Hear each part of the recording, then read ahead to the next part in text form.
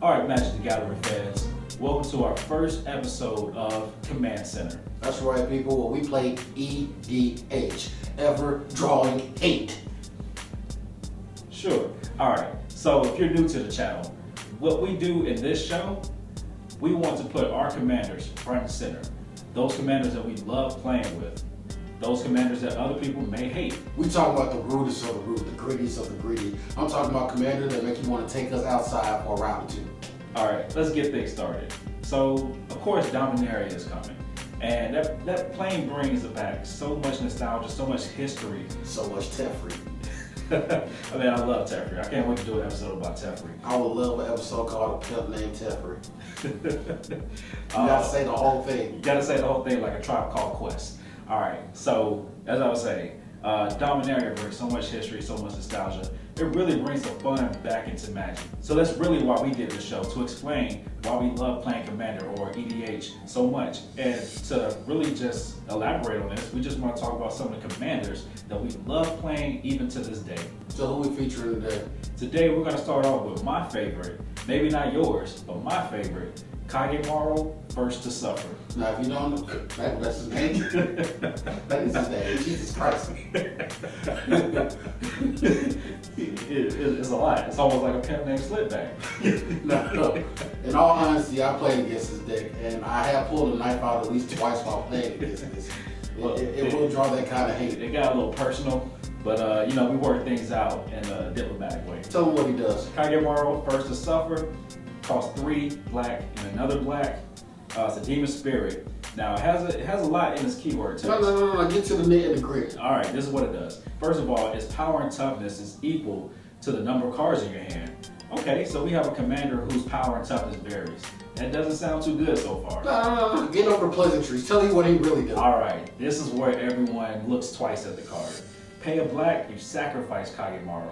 All creatures get -X/-X, where X is the number of cards in your hand. Let me explain that for the layman. So say if you like to play tokens and a bunch of low to the ground creatures that like to get in where they fit in, get in there like swimwear.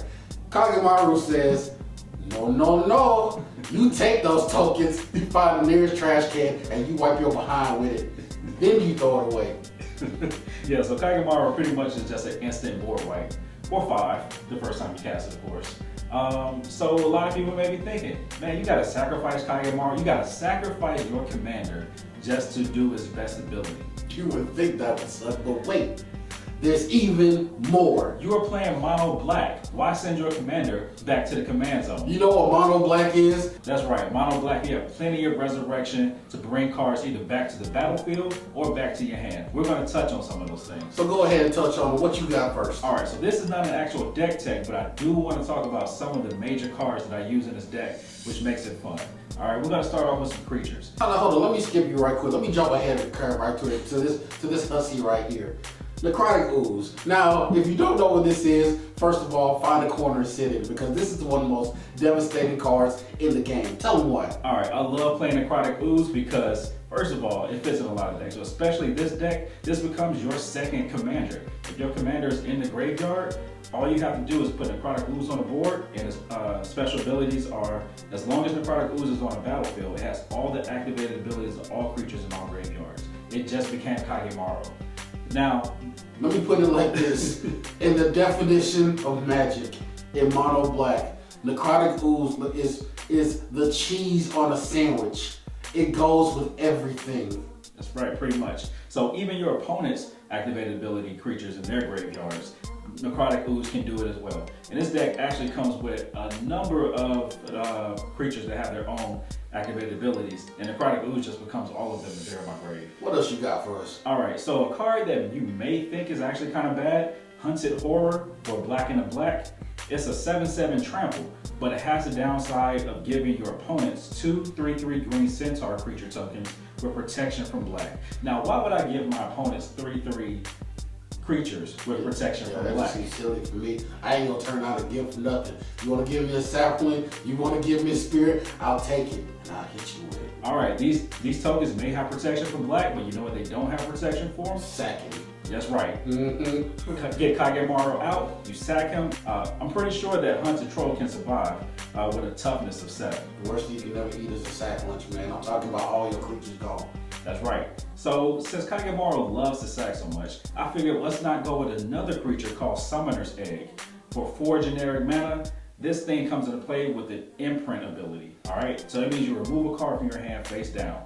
You imprint it under Summoner's Egg. It has a 0 power, 4 toughness. When Summoner Egg goes to the graveyard, you turn the imprinted card that was face down, and you bring it into play under your control. So basically, he cheating. Yeah. He cheating. He stay cheating. That's all this deck does is cheat. I have 50 creatures on the board. I'm ready to mollywop. Zach, how many cards do I have in my hand? Oh, all of them. So yeah, Kagemaro helps you cheat things into play with Summoner's Egg. That's what he was trying to say. Alright, so let's move it on just a little bit. What else is on the plate? Alright, this deck wants you to have a high hand. So you definitely want to make sure that you have no maximum hand size in this deck. So what you got? So we have cards, artifacts specifically, like Thought Vessel and Spellbook. Okay, listen to me for a second. Go away. This is just between us. If he's playing this creature and you see Thought Vessel or Spellbook anywhere, you use whatever you can. You exile however you can. You give blood. You pray to whatever God you believe in. Because if his hand keep growing, you won't be able to keep creatures. That's right. And speaking of hands growing, there's a lot of draw mechanics in Black. I mean, for instance, Decree of Pain. Yeah, that's right, another board wipe. But with the added benefit of you drawing cards for every creature destroyed this way, even your own. This is a gift that keeps on giving. It's a board wipe that lets you draw. I haven't seen something this infectious since I played a green deck. I'm telling you, man, he did this one time to me and I straight up punched him. And then his wife came after me and hit me back. And it hurt, but you know, it was worth it. It was worth it to see that punch. All right, so before we get off the sorceries, just to be extra rude, have you heard of a card called Flame Tendrils? Hold up. The level of stank on this card is enough. It gives stuff -2/-2. But wait, there's even more. If it dies, it exiles it. You know.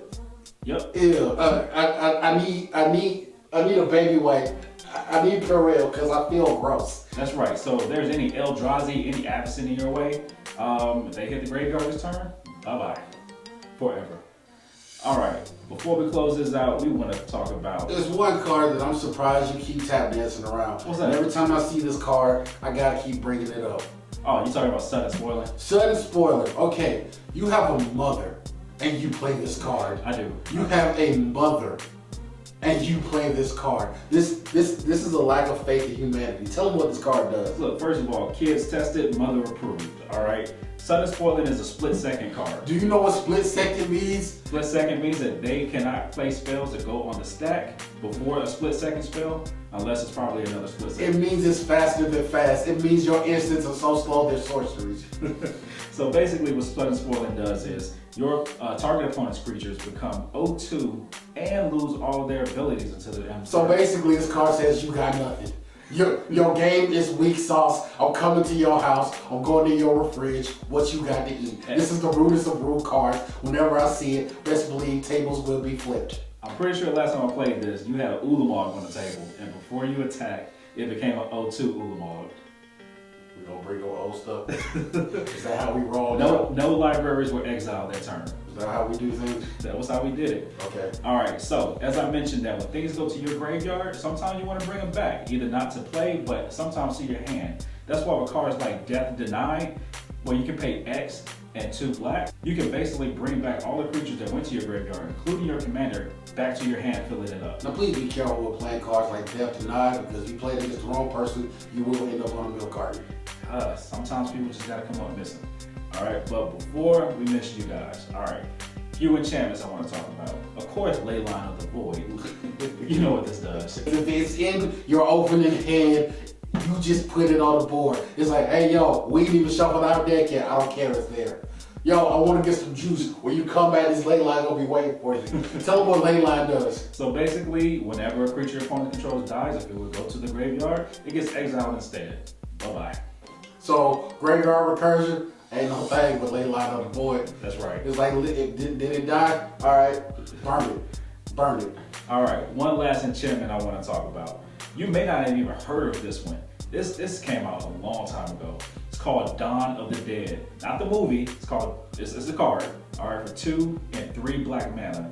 At the beginning of your upkeep, you lose a life. Okay, just a little downside. Because it ain't like you can get lifelink in black. Yeah, you can get your life back, but it has the added benefit of at the beginning of your upkeep, you return a target creature from your graveyard to play, and it has haste. But before the next end step, it has to be removed from the game. Now, personally, I use this on my own commander. Pretty much, think of this. It's sneak attack in black. And we all know sneak attack is a low down dirty card. It is. So basically, a black card that gives any creature from your graveyard haste, even though Kagemaro doesn't need it, but let's just say I wanted to swing for, poops and giggles. I'm telling you, man, we live in a world full of heathens. That's right. Kagemaro was definitely one of those heathens. And before we get out of here, man, I forgot, let's mention that card art. There's one thing about Kagemaro that I just love and hate. I love the card, but man, I cannot stand to look at that art. Oh man, yeah, this is a face only a garbage bag of love, man. I'm telling you, every time I look at this, I make sure I skip breakfast, lunch, and dinner. Yeah. Jesus Christ. It looks like the definition of hedonism. It was, oh God, this dude, what is that? So of course, whenever he brings this out to play, I'll bring the baseball bat and play back. Thank you guys.